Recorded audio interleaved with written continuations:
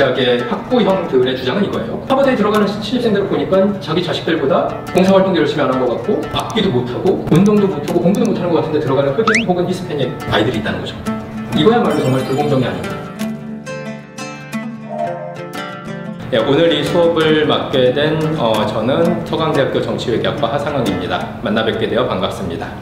이 수업이 목표하는 바는 우리에게 가장 잘 알려져 있고 우리에게 가장 익숙한 미국에서 그 고등교육 관련된 공정성 인식이 어떤 식으로 국가기관에 의해서 받아들여졌는지 간략하게 살펴보도록 하겠습니다. 그럼 이제 역사적으로 소수자 우대 정책, Affirmative Action이라는 용어는 언제서부터 사용이 됐냐 하면 존 F 케네디 대통령이 1961년에 행정명령을 통해서 미국 연방정부와 계약을 맺는 업체는 인종, 종교, 피부색, 국적을 고려하지 않고 노동자를 고용해야 된다. 이런 이제 내용의 행정명령을 발효를 합니다. 저기서부터 시작이 된 거고 케네디 대통령 이후 대통령을 맡게 된 린든 B 존슨 대통령은 1965년에 또 다른 행정명령을 발효를 해서 미국 연방정부와 산하조직은 인종, 종교, 국적을 고려하지 않고 직원을 고용을 해야 된다라는 걸 또 명시를 했습니다. 그리고 그게 67년에는 여성까지 포함을 했고 그리고 확장이 돼서 그 영역이 고등교육 대학 영역까지도 이제 소수자 우대 정책이 적용이 되는 상황이 된 거죠. 그리고 저 소수자 우대 정책이 의미하는 바는 이제 예를 들면 이런 거예요. 연방 정부에서 백악관 건물을 수리하기 위해서 수리업체 공모를 해요. 우리가 공사를 좀 해야 될 것 같은데 그러면 누구에게 공사를 맡겨야 되는지 이것도 아무한테나 주면은 뭐 백악관 직원 누구 친척한테 줬다 이런 얘기 들을 테니까 공모를 하죠. 공모를 해서 이제 업체 지원을 받고 그 업체 지원을 받았는데 보니까 두 업체가 눈에 들어오는데 다 실력도 적합해 보이고 뭐 가격도 적합해 보이고 그래서 이 두 업체 중에 하나를 골라야 되는데 보니까 한 업체는 소속된 노동자의 100%가 백인이고 다른 업체는 소속된 노동자의 80%가 백인이고 20%가 흑인이다. 그러면 연방정부에서는 80% 백인, 20% 흑인 노동자를 둔 그 회사랑 계약을 하는 것이 더 바람직하다 라는 것이 소수자 우대 정책이라는 거예요. 근데 거기서 조금 더 나아가서 백인 80%, 흑인 20%를 고용하고 있는 회사가 백인 100%를 고용하고 있는 회사보다 약간 질이 떨어진다 혹은 약간 가격을 더 세게 부른다. 그 정도까지도 흑인을 20% 고용했다는 이유로 용인할 수 있다는 거죠. 그러니까 그 선은 상당히 애매한 부분이에요. 어마어마하게 차이가 나는 두 회사를 놓고서 질이 떨어지는 회사인데 이 회사에는 흑인 노동자가 있기 때문에 우리가 고용을 하고 계약을 해야겠다. 이거는 안 되는데 애매한 경우 그리고 용인할 만한 수준인 경우에는 인종 다양성을 고용한 회사와 계약을 맺는 것이 그 정부기관은 필요하다. 이게 이제 1961년, 65년의 소수자 우대 정책의 원리라고 보시면 되겠습니다. 자, 근데 이제 대학 입시로 이게 확장이 되면 한 가지 문제가 기본적으로 소수자 우대 정책은 사립기관엔 적용이 되는 게 아니에요. 사설 회사들은 그들이 어떤 식으로 신입사원을 고용하든지 그건 국가에서 개입할 이유도 없고 개입해서도 안 되죠. 그러니까 이 소수자 우대 정책에 적용되는 부분은 공공기관이라는 거예요. 그래서 연방정부, 주정부 그리고 그 주정부와 연방정부에 딸려있는 다른 공공기관들 그렇기 때문에 대학에서 소수자 우대 정책을 보류하는 데 있어서 우선 1차적으로 적용되는 대학들은 주립대학들이죠. 주립대학들은 주정부의 돈을 받고 주정부의 돈은 기본적으로 그 주에 있는 사람들이 낸 세금으로 운영이 되는 거기 때문에 그러니까 주립대학들 같은 경우에는 소수자 우대 정책의 적용을 받는데 근데 문제는 사립대학들도 자발적으로 이 정책에 동참을 하기 시작했다는 거죠. 그래서 생각해보니까 이 정책을 우리가 굳이 따르지 않을 필요는 없다. 내가 사립대학을 운영하고 있는데 나도 솔직히 미국의 인종 다양성이 이렇게 강한데 나의 학교의 신입생들을 전부 백인으로만 뽑고 싶진 않다. 그래서 자발적으로 사립대학들도 소수자 우대 정책에 동참을 하는 그런 상황이 있었습니다.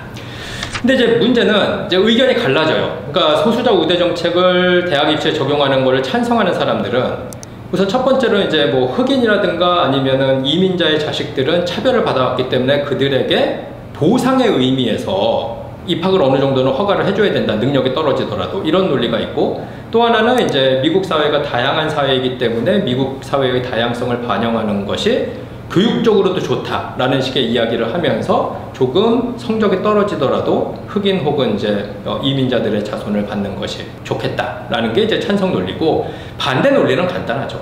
공정하지 않다. 평등 혹은 형평 원리에 위배된다는 거죠. 대학에 들어가는 것도 나름 노력해갖고 들어가는 건데 시험도 보고 내신도 따지고, 근데 내신 그 다음에 시험 성적 좋은데 그런 학생은 떨어뜨리고 내신 성적과 시험 성적이 별로 안 좋은 학생을 대신 받는다라는 거는, 이건 아무리 생각해봐도 기본적인 공정성 원리를 위배하는 것 같다라고 얘기를 해서 이제 반대하시는 분들이 있는 건데, 이 사이에서 이제 계속 현실은 왔다 갔다 하고 있는 겁니다. 그래서 소수자 우대 정책, 이제 헌법 해석의 문제인데, 그러니까 수정헌법 14조, 아까 이제 동등한 대우를 해줘야 된다라는 그런 이제 원리인데요. 근데 수정헌법 14조가 엄청 긴데, 이제 그 중에 1조를 보시면 어떠한 주도 정당한 법의 절차에 의하지 않고 어떠한 사람으로부터 생명, 자유, 재산을 박탈할 수 없으며 그 관할권 내에 있는 어떠한 사람에 대해서도 법률에 의한 평등한 보호를 거부하지 못한다. 근데 저기 이제 equal이라고 나와 있는데, 근데 소수자 우대 정책을 대학 입시에 적용을 하면 저 원리에 부합하는 거냐라는 게 논란의 핵심이라는 거예요. 성적이 떨어지는 흑인을 성적이 조금 나은 백인을 제끼고 받느냐, 이게 과연 저 수정헌법 14조를 봤을 때 equal protection이라는 저 의미에 부합하는 행위냐 아니냐, 이게 소수자 우대 정책 관련된 소송에서 가장 핵심적인 논란거리다라고 보시면 되겠습니다. 자, 그럼 이제 최근 쟁점들이 몇 가지가 있습니다. 그럼 이제 그 소수자 우대 정책에 관련된 그런 여러 가지 소송이 있었는데, 그런 소송의 결과들을 보고 그럼 이제 소수자 우대 정책을 대학 입시에서 적용하는 거에 대해서 모든 사람들이 동의를 하냐? 절대 그렇지 않고 아직도 꾸준히 계속 소송이 제기가 되고 있습니다. 공정한 입학 사정을 원하는 학생들의 모임이라는 그런 이제 단체가 있습니다. 이제 이 단체가 어떤 분들을 포섭했냐 하면, 하버드를 비롯한 아이비리그 대학에 지원을 했는데 떨어진 아시아계 이민자 부모들을 포섭을 했어요. 그래서 이들이 모여서 하버드 대학을 상대로 소송을 했습니다. 이유는 하버드 대학을 비롯한 많은 아이비리그 대학들이 입학 사정에서 아시아계 학생들을 차별하고 있다. 그러니까 아시아계 이민자들 혹은 아시아계 학부형들의 주장은 이거예요.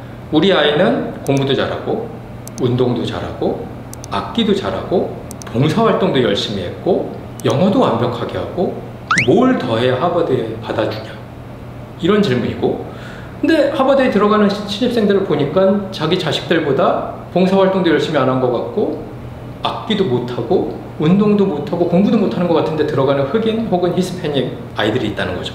두 번째, 하버드 대학에 지원하는 아시아계 이민자 자녀들의 수는 꾸준히 증가했는데 하버드 대학에 다니는 입학 허가를 받은 아시아계 학생의 수는 세월이 지나도 큰 차이가 없다. 이게 원고 측에서는 분명히 할당제가 있을 것이다 라고 주장하는 거예요.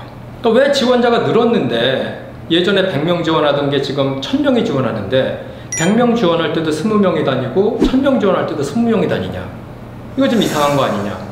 그래서 이제 원고 측에서는 이제 하버드 대학에게 뭐 입학 사정 어떻게 했는지 보여달라, 자료 보여달라, 이런 거 해서 이제 전부 증거로 삼아가지고 소송을 제기를 한 거예요. 그러니까 지금 핵심은 우리가 이미 봤다시피 이 소송에서 하버드 대학을 패소시키려면은 이 아시아계 이민자 학부형들이 증명을 해야 되는 것은 하버드 대학이 할당 혹은 가산점과 같은 노골적인 우대 조치, 차별 조치를 했다라는 것을 증거로 제출을 해야 된다라는 거죠. 그게 없으면 곤란하다는 거예요. 근데 여기서 좀 한 가지 의문이 뭐가 있냐면, 그럼 과연 대학 입학 사정에서 이런 공정, 불공정 논란을 불러일으키는 제도가 소수자 우대 정책밖에 없냐? 그렇지 않아요. 미국에서는 대학 입학 사정에 있어서 공정, 불공정 논의를 불러일으키는 요인이 소수자 우대 정책 말고 하나 더 있는데, 그게 특례 입학 제도예요. 레가시 어드미션이라는 건데, 이것은 지원자의 가족 혹은 친지가 오랫동안 그 대학에 기부를 했거나 혹은 친척 혹은 부모 중에 뭐 몇 명이 그 대학에서 졸업을 했거나 이러면 그 자식을 그냥 받아주는 제도예요. 근데 문제는 이런 식으로 특례 입학으로 가는 신입생들이 얼마나 되냐, 이건 이제 대학마다 다른데, 그러니까 소위 아이비리그 대학이라고 하는 이제 사립대학, 그리고 다른 모든 사람들이 가고 싶어하는 좋은 이제 사립대학의 통계들을 살펴보면은 매년 신입생 중에 10%에서 20%는 이런 식으로 들어온다는 거예요. 이거야말로 정말 불공정이 아니냐. 근데 흥미로운 점은 뭐냐 하면은 이 특례 입학을 통해서 들어오는 사람들은 또 대부분이 백인이에요. 왜냐하면 집안이 좋기 때문에 들어오는 거니까. 근데 이제 질문을 하는 거죠, 많은 사람들이. 왜 흑인이라든가 히스패닉 학생을 대상으로 한 소수자 우대 정책에 대해서는 그렇게 소송을 걸고 난리를 치는데 특례 입학 관련해서는 소송을 안 거냐? 이제 근본적으로 던져야 되는 질문은 다음에 두 가지인 것 같습니다. 이제 첫 번째는 대학이라는 게 연구기관이냐 아니면 교육기관이냐. 그러니까 대학이 순전히 연구기관이다.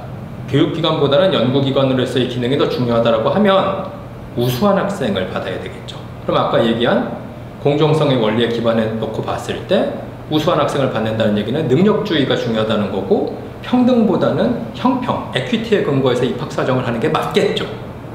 근데 대학이 연구기관이 아니라 교육기관으로 생각하면 어떠냐? 그럼 얘기가 달라진다는 거예요.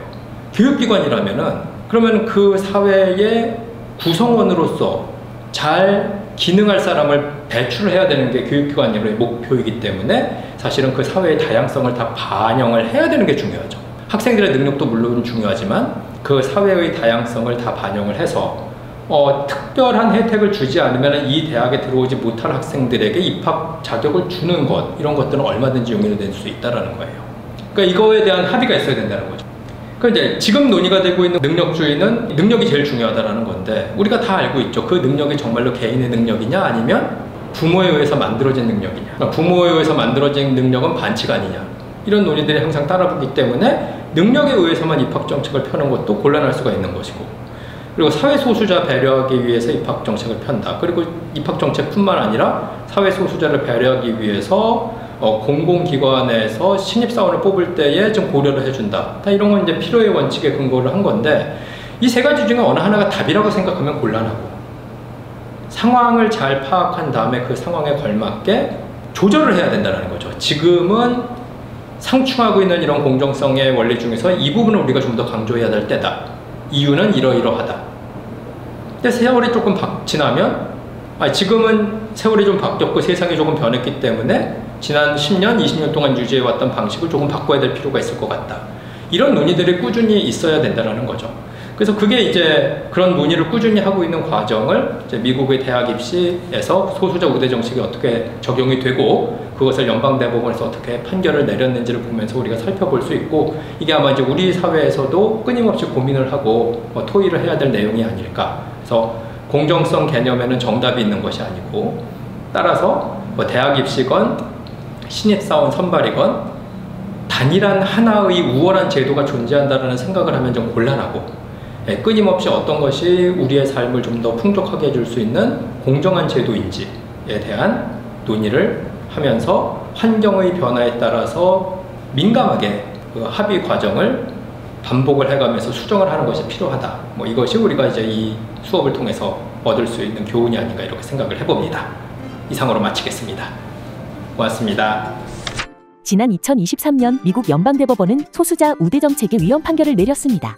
공정한 입학 사정을 원하는 학생들의 모임이 하버드대와 노스캐롤라이나대를 상대로 낸 헌법 소원에 내린 판결이었습니다. 대법원장인 존 로버츠 대법관은 다수 의견에서 이렇게 말했습니다. 너무 오랫동안 대학들은 개인의 정체성을 가늠하는 기준으로 기술이나 학습 등이 아니라 피부색이라는 잘못된 결론을 내려왔으며 우리 헌정사는 그런 선택을 용납하지 않는다. 학생들은 인종이 아니라 개개인의 경험에 따라 대우해야 한다. 판결의 여파로 미국 연방대법원 앞에서 시위가 벌어졌으며 미국 정부는 이에 강력히 반대한다는 공식 입장을 냈습니다. 여러분은 어떻게 생각하시나요?